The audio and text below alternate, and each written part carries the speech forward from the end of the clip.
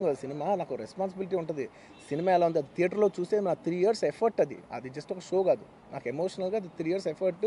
అసలు ఏమవుతుంది నా future it's like make or break moment for me. So అలాంటి అలాంటి ఇంపార్టెంట్ పాయింట్లో నేను వెళ్తూ నేను అదే ఆలోచించాను తప్ప నేనేమి ఇర్రెస్పాన్సిబుల్గా గత 20-30 ఏళ్ళుగా నేను అదే థియేటర్కి వెళ్తున్నాను. ఓల్డ్ సినిమాలకి వెళ్ళాను నేను అదే థియేటర్కి. నా సినిమాలు కాకుండా బయట సినిమాలకి వెళ్ళా.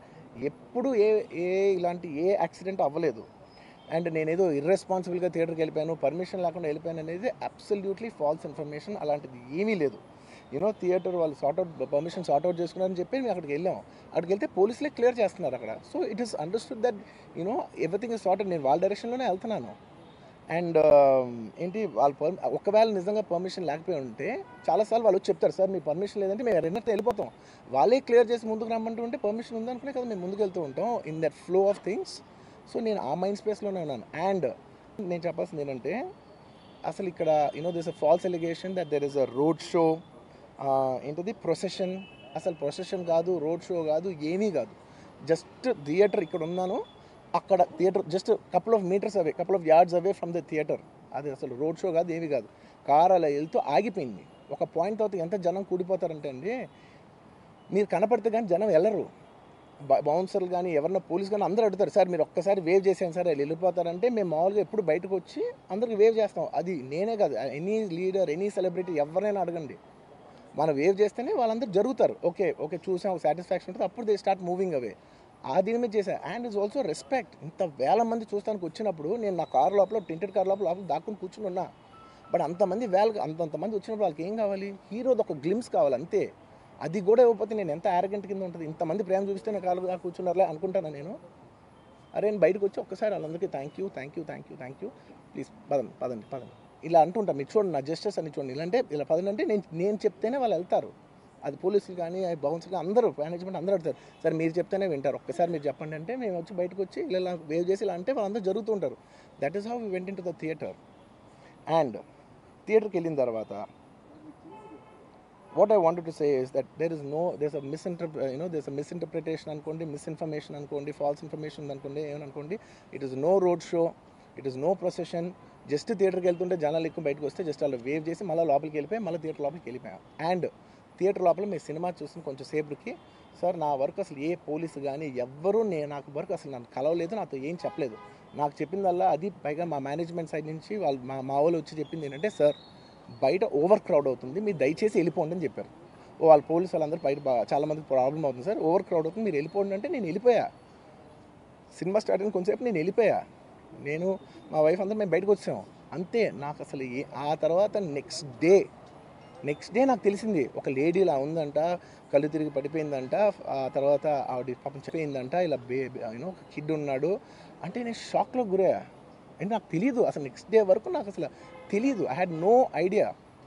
ఎందుకంటే నేను నా పిల్లోనే పక్కన పెట్టుకున్నా, నా వైఫ్, నా కొడుకు, నా కూతురు థియేటర్లోనే ఉన్నారు. నాకు తెలీదు. నిజంగా అలా జరుగుండుంటే, నాకు తెలిసి ఉంటే నేను వాళ్ళు తీసుకుని వెళ్ళిపోతాను కదా, మినిమం కదా, ఎవరైనా వాళ్ళ పిల్లలు వాళ్ళు తీసుకుని వెళ్ళిపోతారు కదా. నాకు తెలియని కూడా తెలియదు. సరే పిల్లలు వాళ్ళు చూసుకుంటారు, మనం వెళ్ళిపోతే క్రౌడ్ క్లియర్ అయిపోతే, ప్రాబ్లమ్ సాల్వ్ అయిపోతే నేను వదిలేసి వెళ్ళిపోయా. అలాంటిది నాకు తెలిసి కూడా నేను సినిమా చూస్తూ ఉన్నాను, ఇలాంటి ఫాల్స్ అలిగేషన్స్ వస్తే చాలా బాధ వేస్తుంది. పిల్లలు ఉన్నారు సార్, పిల్లలు వదిలేసి వెళ్ళిపోతాను నేను. నా పిల్లలు అంటే ఎంత ఇష్టం తెలుసు, ఎవరైనా ఉంటారు కదా, తీసుకుని వెళ్ళిపోతారు కదా. అలాంటి నాకు క్లూ కూడా లేదు. నేను ఇంటికి వెళ్ళిపోయిన తర్వాత నేను వెళ్ళిపోయిన నెక్స్ట్ డే నాకు మార్నింగ్ తెలిసి ఇలా చనిపోయారంటే షాక్ అయ్యాను నేను. షాక్ అయ్యి ఇమీడియట్గా నేను బాస్కు ఫోన్ చేశాను, మా బన్నీ వాసుకు ఫోన్ చేసి, వాసు ఇమీడియట్గా హాస్పిటల్కి వెళ్ళి వాళ్ళ కలు, నేను వస్తానంటే సార్ నేను మొత్తం అక్కడ వెళ్ళి సెట్ చేసి వస్తాను, వాళ్ళందరూ ఎమోషనల్గా ఎలా ఉన్నారు ఏంటో మనం ఫస్ట్ చెక్ చేసుకున్న తర్వాత మీరు దిగాలి, ఒక నిమిషం ఆగండి సార్. వెళ్ళిపోయిన తర్వాత వాసు నేను వస్తానంటే, సార్ మీరు రావద్దు ప్లీజ్, దయచేసి మీరు హాస్పిటల్ రావద్దు, ఇక్కడికి గందరగోళం అయిపోతుంది, నిన్న నైట్ మీరు థియేటర్కి వెళ్ళారు, ఇష్యూ అయింది, చాలా ప్రాబ్లం అయింది, ఇప్పుడు మీరు హాస్పిటల్కి వచ్చి మళ్ళీ ప్రాబ్లం అయితే మాత్రం సార్ చాలా ప్రాబ్లం అవుతుంది సార్, నేనే వాళ్ళని కొంచెం వాళ్ళ రిచువల్స్ అన్నీ అయిపోయిన తర్వాత మీ దగ్గర తీసుకొస్తానని చెప్పాడు. ఓకే అని వెయిట్ చేసేసరికి ఇమీడియట్గా ఏం చెప్పారు, సార్ మేమనుకోవద్దు, వాళ్ళు మీ మీద కేసు ఫైల్ చేశారు, ఇప్పుడు మీరు వాళ్ళు కలవడానికి లేదంటే నేను మా లీగల్ టీం అదేం పర్లేదు వాసు నేను వచ్చేస్తాను, నేను కొంచెం మూర్ఖంగా మాట్లాడుతుంటే, సార్ మా లీగల్ టీం చాలా స్ట్రిక్ట్గా చెప్పింది, sir they file the case on you, మీరు ఇప్పుడు వెళ్తే legally it is not right thing to do, please don't go అని చెప్తే అప్పుడు ఆగాల్సి వచ్చింది. సార్ నాకు ఒక్కటే విషయం చెప్తా సార్, ఎవరో వైజాగ్లో చనిపోతేనో లేకపోతే చనిపోతున్నారంటేనో, లేదంటే విజయవాడలో చనిపోతున్నారంటే ఒక పెద్ద ఆవిడ అంటేనో, లేదంటే చిరంజీవి గారి ఫ్యాన్స్ మన నూర్బాయ్ లాంటి వాళ్ళు, లేదంటే కళ్యాణ్ గారి ఫ్యాన్స్ మన ఎవరో అంటేనే వాళ్ళందరికీ నేను వెళ్ళి పర్సనల్గా సార్ ఇక్కడి నుంచి విజయవాడ వెళ్ళాను సార్ ఎవరినో కలవటానికి, ఒక లేడీని, ఒక వైజాగ్ వెళ్ళాను ఇక్కడి నుంచి ఎక్కడో ఉప్పలు ఉంటే ఎక్కడో దాటి ఉంటే ఎక్కడికో వెళ్ళాను. అలాంటిది నా ఓన్ ఫ్యాన్స్, నాకు నా ఫ్యాన్స్ అంటే ఎంత ఇష్టం మీ అందరికీ తెలుసు. అలాంటి నా ఓన్ ఫ్యాన్స్ నా ఓన్ థియేటర్లో నేను ఉన్న ప్రెమిసెస్లో అలా జరిగిందంటే నేను వెళ్ళి కలవనాలని, వాళ్ళు కలవాలి నాకు ఉండదా? అది మినిమం కదా. అసలు ఎవడైనా వెళ్ళి కలుస్తుంది, ఎందుకు కలవను నేను కలవపడడానికి ఓన్లీ రీజన్ ఏంటంటే I'm legally I'm tired, I can't go. అంత మాత్రం నేను స్పందించలేదు అని అనడానికి కూడా లేదు.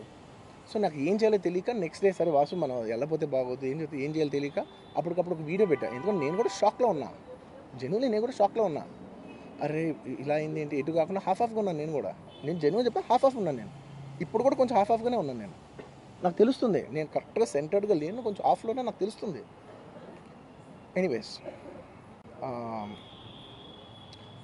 నెక్స్ట్ డే ఒక వీడియో పెట్టా, సరే to at least show that I'm there. It's not even about the money, అంటే it is just money is just gestures to show that I'm willing to do something అని చెప్పడం కోసం. ఆ తర్వాత మేము ఏం చేయొచ్చు ఆ తర్వాత మేము అన్ని సెలబ్రేషన్స్ క్యాన్సిల్ చేసాం. వద్దు అసలు వాళ్ళకి అలా ఉంటే మనం ఎలా సెలబ్రేట్ చేస్తాం, మొత్తం అన్ని క్యాన్సిల్. పెద్ద ఫంక్షన్స్ అక్కడ కర్ణాటకలో అక్కడ ఇక్కడ పెద్దగా చేద్దాం అనుకున్నాం. వద్దులే ఇంకా దీని తర్వాత అన్నీ షట్ చేసానని చెప్పేసి ఇంకా నా ప్రయత్నంలో నేను ఏం చేశానంటే, డాడీ మీరు వెళ్ళి కలవంటే ఆయన కూడా కలవకూడదు అన్నారు. ఓకే ఒక స్పెషల్ పర్మిషన్ పెట్టి నువ్వు వెళ్ళు, పోనీ మా ఫాదర్ ఇన్ లా పంపించండి, లేదంటే సుకుమార్ గారు పంపించండి, లేకపోతే వాళ్ళ వైఫ్ని పంపించండి, లేకపోతే ప్రొడ్యూసర్స్ పంపించండి, బన్నీవాసం పంపించండి. ఇలా ఎప్పటికప్పుడు అప్డేట్ తెచ్చుకుంటున్నాను to know what is happening with the kid. అంతే తప్ప నేను అసలు ఏం కేర్ చేయట్లేదు. ఇలా కొన్ని ఫాల్స్ ఎలిగేషన్స్, క్యారెక్టర్ అసాసినేషన్ మాటలు వచ్చినప్పుడు మాత్రం చాలా బాధ వేస్తుంది. నేను ఎన్నైనా తీసుకోగలను, నన్ను నమ్మండి, మీ అందరూ తెలుసు ఐఎమ్ స్ట్రాంగ్ పర్సన్, నేను చాలా ఫేస్ చేస్తాను, నేను తీసుకోగలను, నేను తట్టుకోగలను. కానీ ఇలాంటి అన్నప్పుడు మాత్రం ఇంత లో పాయింట్లో ఇట్స్ జెన్యున్లీ లో పాయింట్. నాకు జెన్యున్లీ ఇట్స్ అ లో పాయింట్.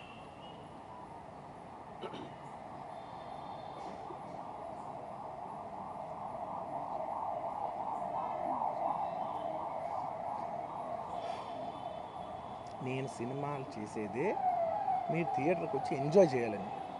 అలాంటి థియేటర్లు ఇంత మిస్హాప్ అయితే ఎంత బాధపడతాను నేను. Sorry anyways what I wanted to say, okay ఒక నిమిషం.